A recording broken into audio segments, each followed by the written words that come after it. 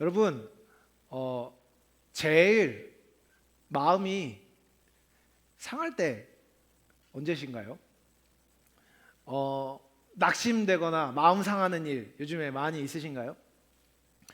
뭐 저는 이제 청년들을 양육하다 보면 청년들하고 같이 이제 교제하고 하다 보면 마음이 상할 일이 생각보다 많습니다. 말 한마디에 상처받고, 말 한마디에 상처받는 거는 괜찮은데 여러분이 아예 말을 안 듣는 경우가 많죠. 전화했는데 안 받고, 문자했는데 씹고, 뭐 카톡 했는데 읽고 싶고 안 읽고 싶고, 뭐 기타 등등 다양한 방법으로 연락이 두절되거나 이렇게 거절당하는 느낌을 받을 때 쉽게 마음 상하죠. 뭐 기타 등등 마음 상할 일은 많습니다. 그렇지 않습니까? 그리고 제가 여러분 처음 얘기하는 것 같은데 제가 혈액형이 A형이에요. 몰랐죠? 알았니? 알았을 수도 있죠. 뭐 알든 모르든 뭐 별로 중요하지 않습니다. A형이 소심하다는 건 다 거짓말이에요. 전 안 소심하거든요. 하지만 어쨌든 마음이 상할 때가 있죠. 근데 여러분 어쨌든 마음이 상한 일들은 되게 많잖아요. 뭐 말 한마디, 뭐 행동 하나, 뭔가 성의 없어 보이는 한마디, 뭐 응이라고 얘기해도, 네라고 얘기해도 내 말을 듣고 있지 않는 것처럼 느껴질 때 기분이 나쁩니다. 마음이 상하죠. 하지만 여러분, 무엇보다도 낙심이 되는 때는 언제일까요? 무엇보다도 낙심이 될 때, 아마도 나의 존재가 거절당할 때일 겁니다. 연결되지 못했다고 느낄 때, 사랑의 관계가 끊어진 것처럼 느낄 때, 소외된 것처럼 느낄 때 마음이 상하지 않으시던가요?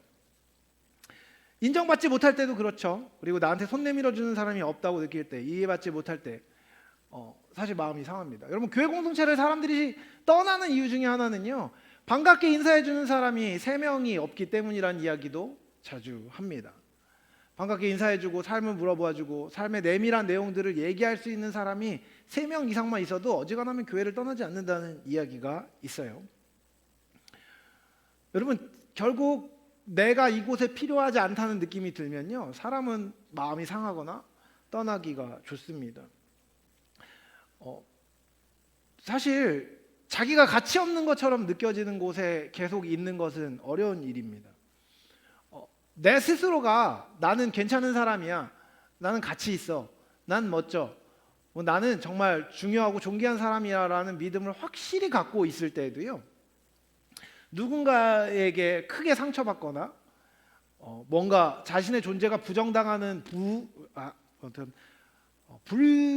부정한 느낌을 확 받아서 그것을 확 믿어지게 되면 확 마음에 낙담이 오죠. 상처를 받고 회복이 쉽지 않습니다. 단단한 자존감이 있어도요, 누가 확 거절하는 느낌을 주거나 상처를 주면요, 굉장히 힘듭니다. 그런 상황에서 여러분, 그 낭망한 상황에서 우리가 느끼는 핵심 감정 중에 하나가 뭐냐면 외로움이에요. 이게 뭔가 단절된 느낌이 나니까 외롭고 힘들고, 분명히 나랑 친한 사람들이랑 같이 있어도 외롭죠. 내가 사랑하는 사람이랑 같이 있어도 외롭게 느끼는 경우가 있습니다. 여러분, 나를 사랑해주는 존재가 없다고 느낄 때 우리는 외로움을 느낍니다. 그리고 나를 사랑해주는 존재가 없다는 느낌이 확 들면 자신의 가치가 낮게 여겨지지요. 그렇게 낮게 여겨져서 사람이 낙담해 있다가 답을 찾기 위해서 열심히 애쓰죠. 결국 스스로를 보다가 자기가 사랑받지 못한 이유가 무엇인지라는 생각을 하게 됩니다. 그리고 그 생각이 여러 갈래로 뻗어져 나갑니다. 사랑받을 만한 이유가 있는 존재가 되고 싶은 것이 사람의 기본적인 욕망이에요. 그러다 보면 나는 어떤 부분이 부족하지? 내가 다른 사람에게 인정받고 사랑받으려면 어떻게 해야 되지라는 고민을 하게 되고, 그 고민의 결론을 스스로 내리게 됩니다.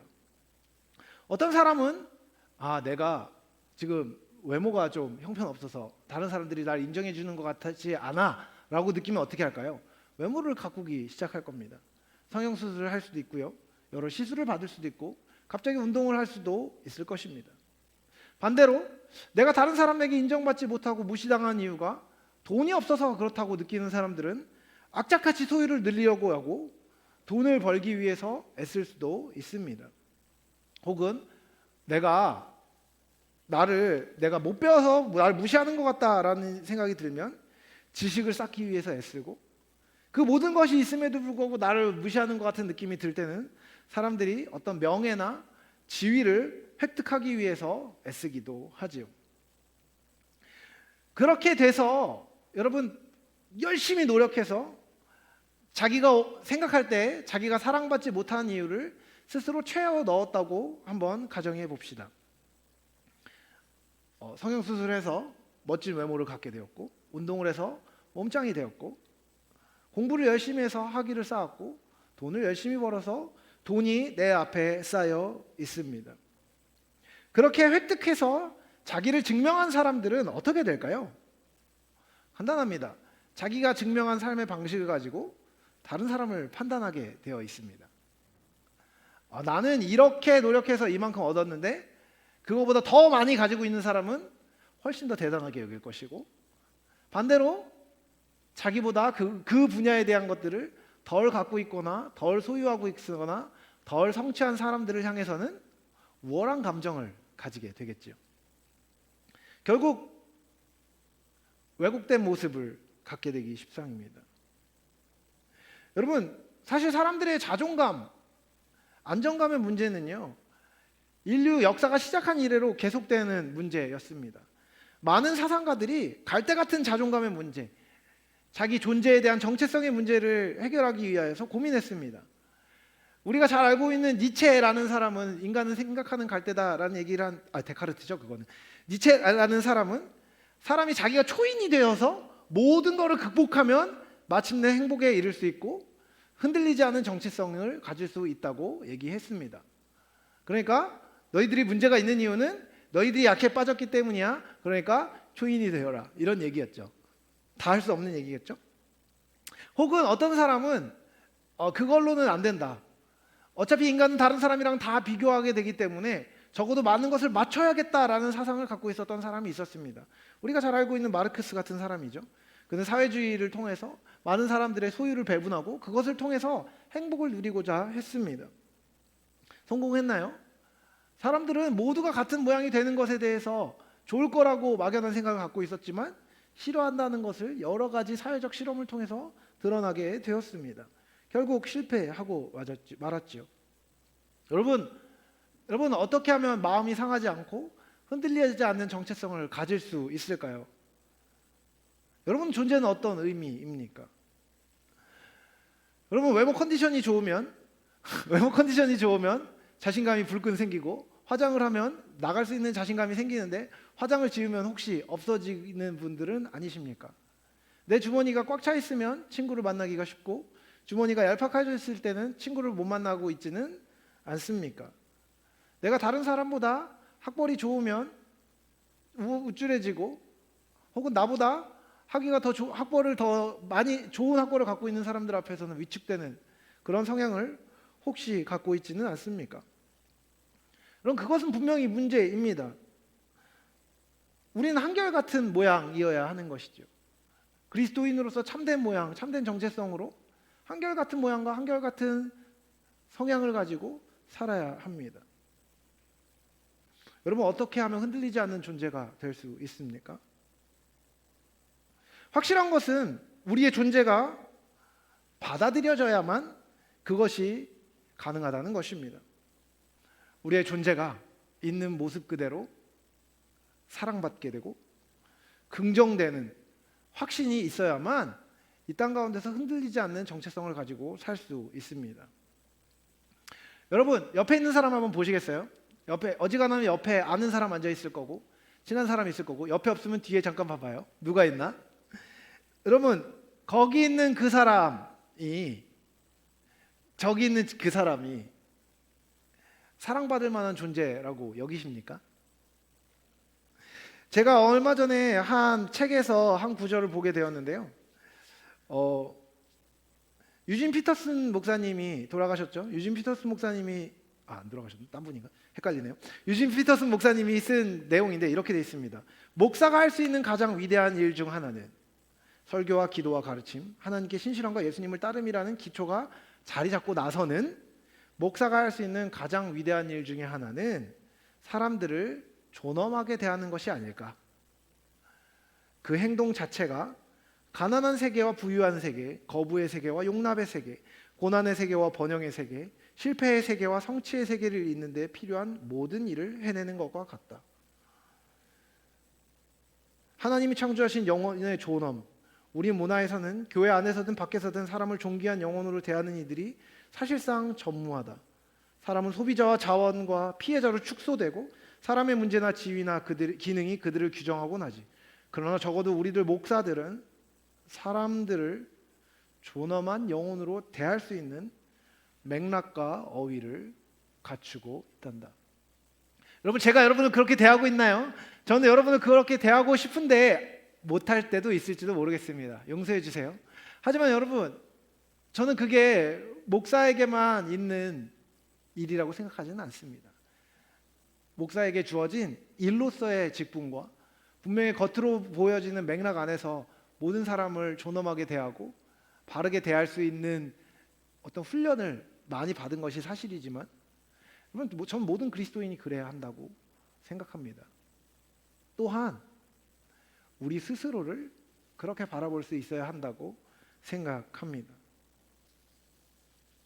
여러분, 제가 옆에 있는 사람을 보라고 얘기했어요. 거기 있는 사람은 여러분 사랑받을 만한 존재입니까? 어떻게 생각하십니까? 그리고 또한 여러분 스스로는 스스로가 사랑받을 만한 존재라고 여기십니까? 여러분, 세상은요 분명 그렇다고 얘기합니다.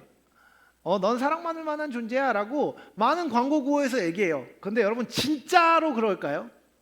아니죠. 아니라는 메시지가 쏟아져 나옵니다.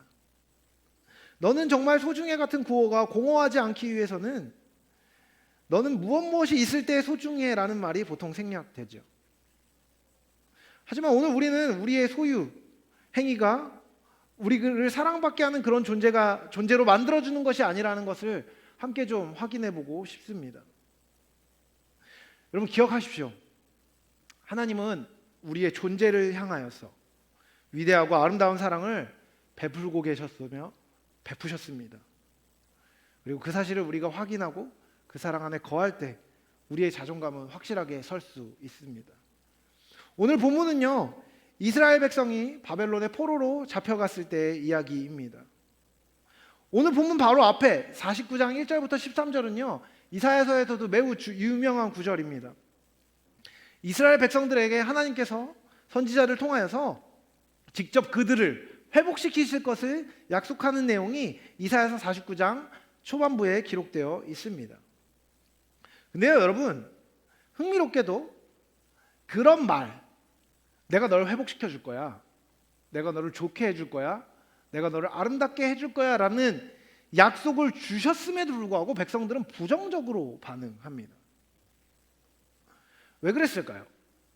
야, 내가 널 회복시켜 줄게, 내가 널 도와줄 거야, 내가 너와 함께 할 거야 라고 이야기했는데도 백성들이 이야기하는 거예요. 아니요, 그럴 리가 없어요 라고 말이죠. 왜 그랬을까요? 그들은 궁지에 몰린 상황이었습니다. 생각해 보십시오. 나라를 잃고 자기가 원하는 자기의 고향을 원하지 않는 방식으로 떠나서 원하지 않는 곳에 자리 잡으며 원치 않는 대우를 받고 있는 상황이었습니다. 외로웠죠. 괴로웠습니다. 그리고 그들은 그렇게 궁지에 몰려있는 자신의 상황이 하나님 때문이라고 여겼습니다. 결국 결과를 봐. 하나님이 나를 사랑하지 않으니까 이런 결과를 주신 거야 라고 불평했죠. 그리고 자신들의 행위에 대해서는 신경 쓰지 않았습니다. 그리고 하나님이 그들에게 사랑의 메시지를 전하고 회복의 메시지를 전하고 갱신의 메시지를 전했을 때 그들은 제대로 귀 기울여 듣지 아니하고 냉소했습니다. 그리고는 자신의 상황에만 집중했죠. 자신이 가진 것을 끝없이 생각하면서 절망했습니다. 그때 하나님이 거듭하신 말씀이 오늘 본문의 내용입니다. 하나님은 그들을 버리지 않으셨고 그분의 뜻대로 백성을 회복하실 능력을 갖고 계시다고 하나님은 다시 그들에게 말씀하신 것이죠. 여러분, 그거 아십니까? 하나님이 다 알고 계십니다. 하나님은 여러분 한 명 한 명을 다 알고 있습니다. 흥미롭게도 하나님은 우리가 하나님께 어떤 관심을 받기 원하는지도 알고 계실 뿐만 아니라 하나님이 하나님께 우리에게 어떤 말씀을 하실 때 어떤 반응을 할지도 알고 계시다는 것이죠. 다른 말로 하면 이겁니다. 우리가 성도이고 하나님이 우리의 아버지이심에도 불구하고 하나님은 당신의 백성이자 당신의 자녀인 우리들이 하나님의 말씀을 듣고 싶을 때도 있고 듣고 싶어 하지 않을 때도 있다는 것을 알고 계시다는 것입니다. 당신의 말씀을 믿지 않으려고 애쓰는 사람들이 의외로 굉장히 많이 있다는 것을 알고 계시다는 것입니다. 하지만 기억하십시오. 그런 우리의 패역한 연약한 상황에도 불구하고 하나님은 우리를 당신의 사랑으로 이겨내실 것입니다. 여러분의 패역함, 여러분의 완고함, 여러분의 부족함이 있다고 하더라도, 우리 안에 그와 같은 연약한 모양이 있다고 하더라도, 우리 안에 있는 한계가 있다고 하더라도 그분은 그분의 사랑을 우리를 향해 끝까지 포기하지 않고 행하실 것입니다. 여러분, 사람들이 하나님의 사랑을, 하나님의 진리를 받아들이지 않는 이유가 무엇일까요? 왜 사람들은 외롭고 공고한 상황 가운데 있을 때 하나님이 손 내밀어도 무한히 크고 아름다운 하나님의 사랑을 받아들이지 않는 것일까요? 첫 번째는요, 사람들이 하나님이 불공평하다고 생각하기 때문입니다. 여러분, 사람들은요 보통 자기가 완전하지 않다는 것은 인정합니다. 하지만 주변을 돌아보는 것이죠. 주변을 돌아보고 생각하는 거예요. 내 주변에 나보다 훨씬 나쁜 사람들도 많고 훨씬 못나 보이는 사람들도 많은데 그 사람들하고 비교하면 그래도 내가 좀 나은 것 같은데 왜 나는 공경 가운데 있지? 왜 나는 어렵지? 라는 생각을 많이 합니다. 이런 생각을 하게 되면요 반드시 따라오는 생각이 있습니다. 혹은 무의식 중에 자리하게 되는 생각이 있죠. 하나님이 진짜 나를 사랑하면 이러면 안 되지 라는 생각을 하는 거죠. 와, 하나님 이게 진짜 하나님 사랑이에요? 이거라고요? 진짜요? 라고 생각하는 겁니다. 하나님이 정말 나를 사랑하면 나를 이런 가정에 두시면 안 되는 거 아니에요? 이렇게 나쁜 결과가 내게 있어야 돼요? 내가 그렇게 노력했는데? 하나님 정말 나를 사랑하시는 공평한 분이시라면 나의 관계가 이렇게 비참하게 깨어져야 합니까? 내가 조금 실수한 게 있다선 치더라도요 이건 불공평하죠. 하나님한테 따지는 것이죠. 내가 이렇게까지 가난해야 돼요? 내가 이렇게까지 비참해야 돼요? 하나님 공평하지 않아요 라는 마음이 우리 안에 들을 수 있는 것입니다. 그런데 여전히 그런 상태에 있는 나에게 하나님이 말씀하시는 거예요. 용진아, 내가 너를 사랑한다. 용진아, 내가 너를 포기하지 않는다. 내 사랑이 너를 끝까지 붙들고 있을 거야. 그리고 너의 장래에는 소망이 있어. 걱정하지 마.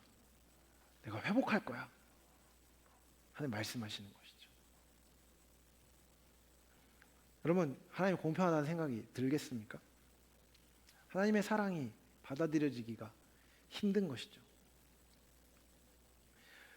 두 번째, 하나님의 사랑을 받아들이지 않는 이유는요, 이 첫 번째 정반대입니다.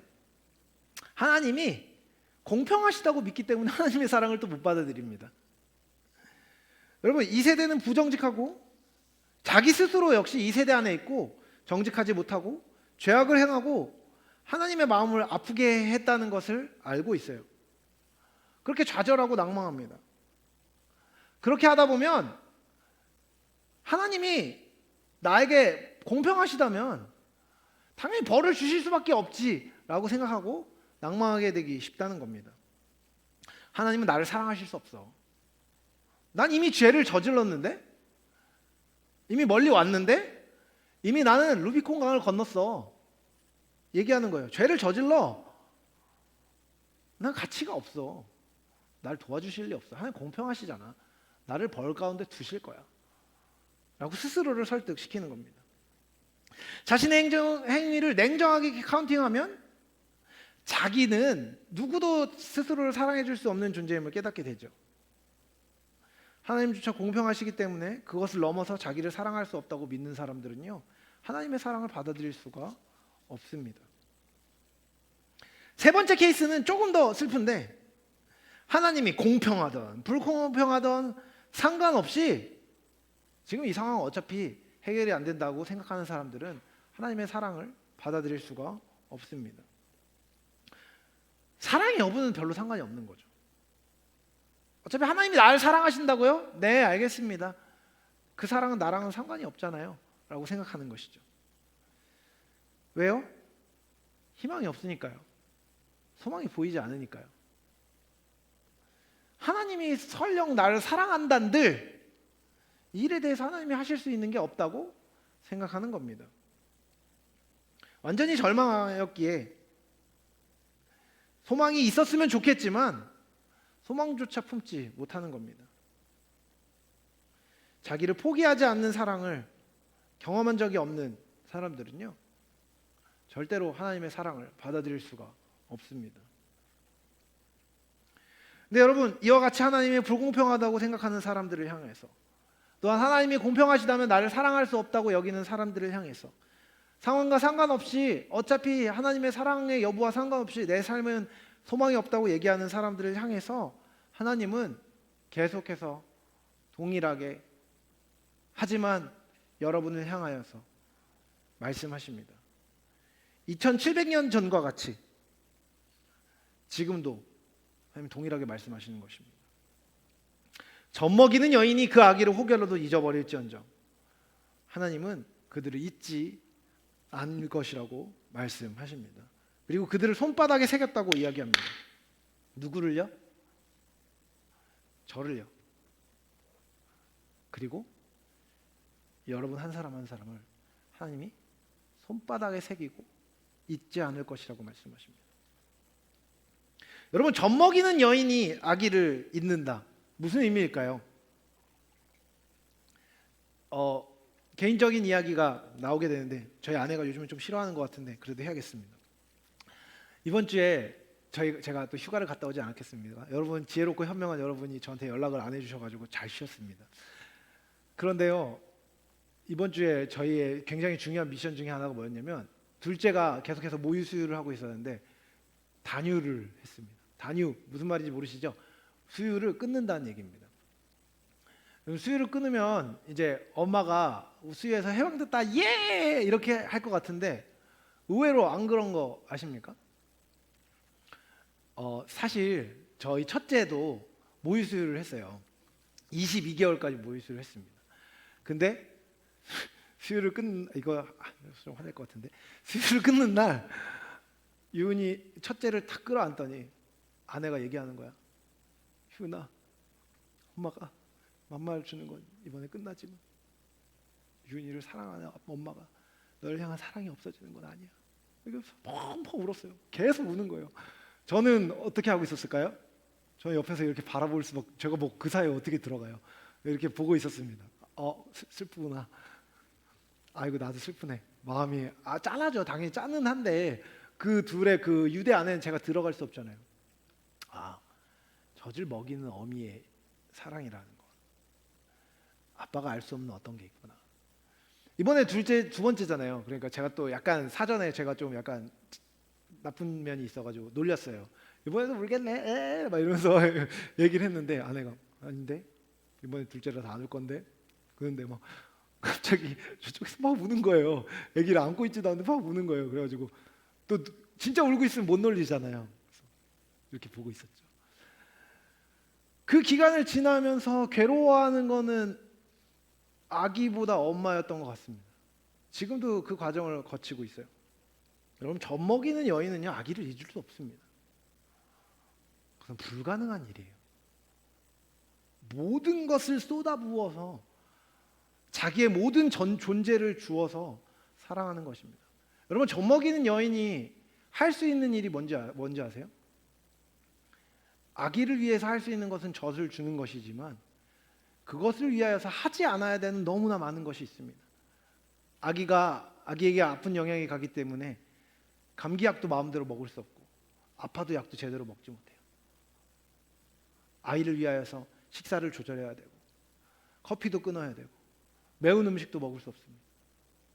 아이에게 안 좋은 영향이 가는 모든 것을 절제합니다. 모든 것을 참는 것이요. 왜요? 사랑하기 때문이죠. 모든 존재를 쏟아부어서 주는 것이 젖먹이는 여인이 아기를 사랑하는 방식입니다. 근데요, 여러분, 젖먹이는 여인이 아기를 설령 잊어도 난 너희를 잊지 않을 거라고 하나님 말씀하십니다.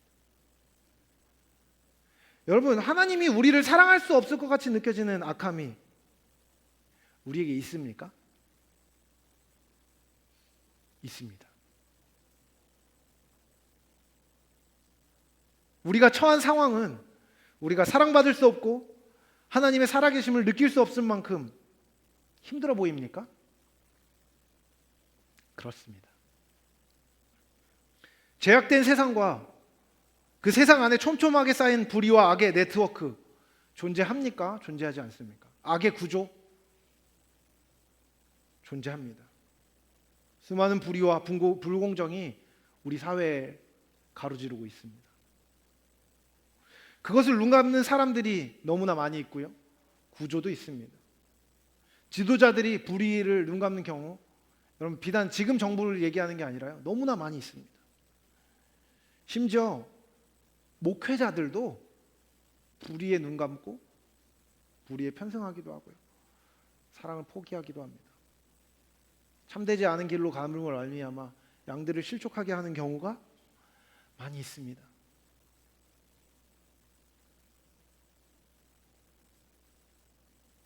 나를 보호하지 못하고 오히려 학대와 부정으로 나를 죽음으로 몰고 가는 것 같은 세상이 있습니다. 그것이 사실이죠. 그것이 없다고 얘기하는 것이 아닙니다.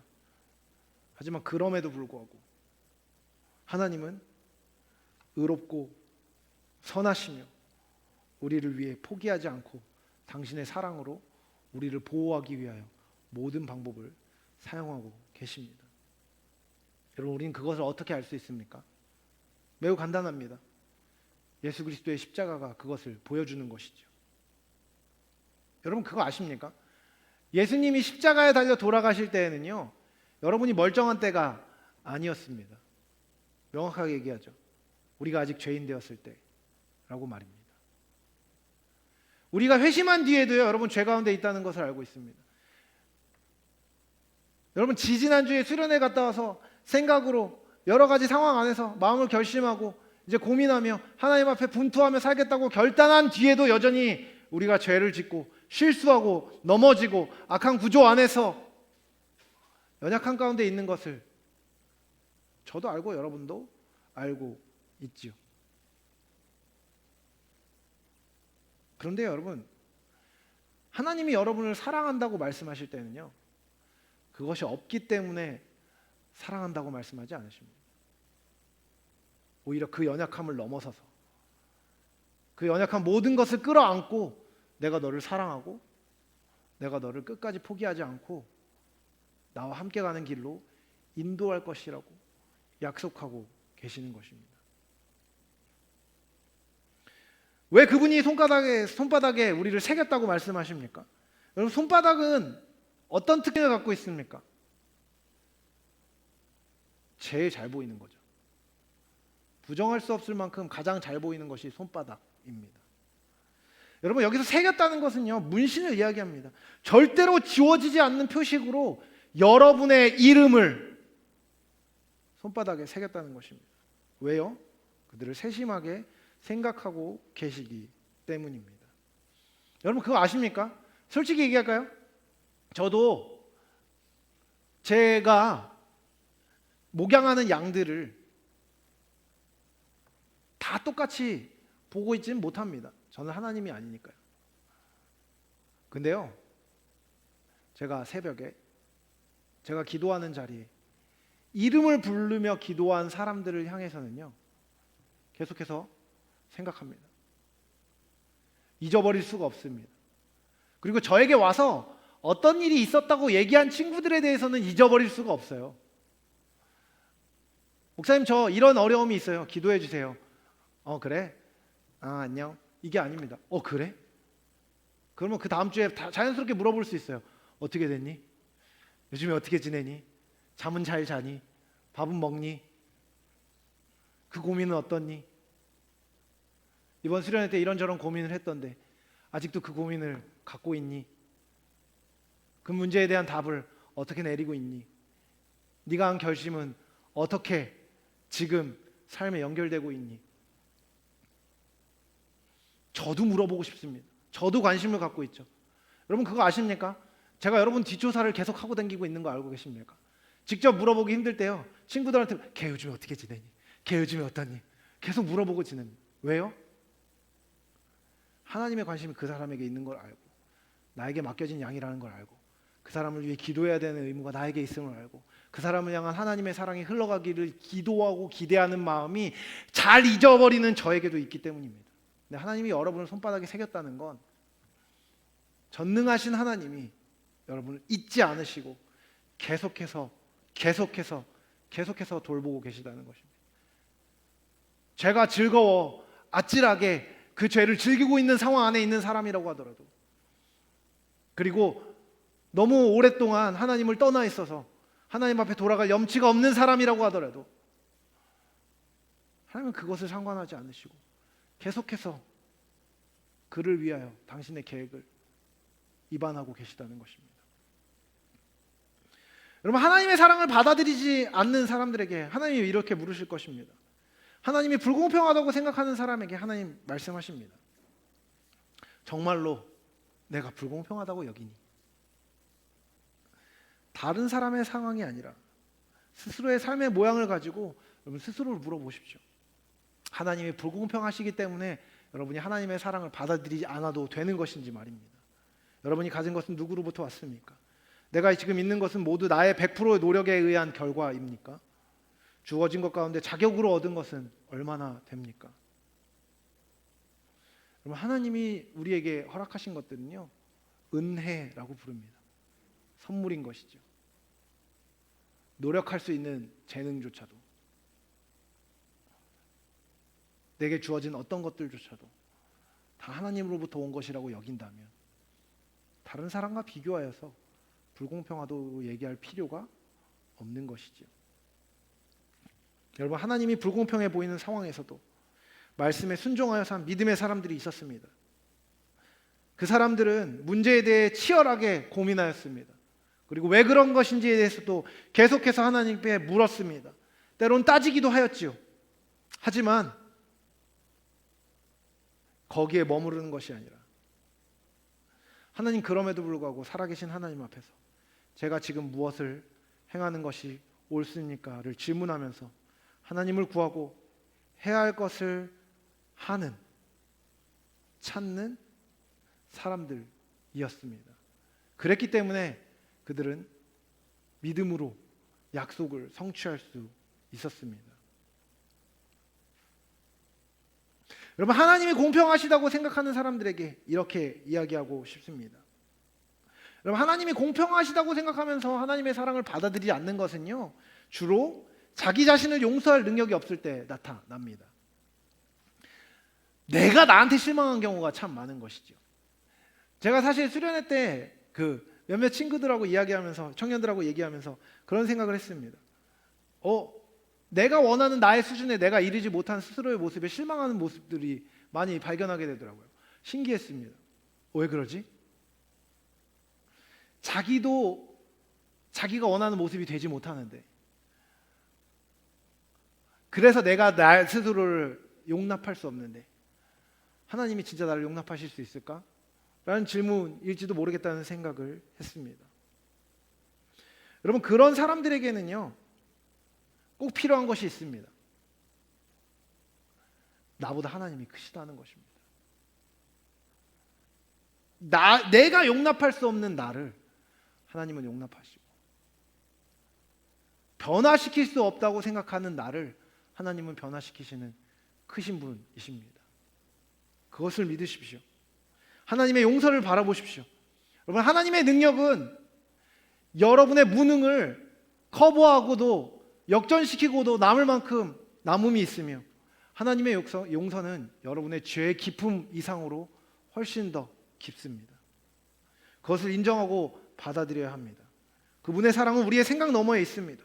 그분의 공평이 틀린 것이 아니라 하나님은 공평과 사랑을 그분의 지혜의 신비 가운데서 동시에 이루실 수 있는 분이십니다.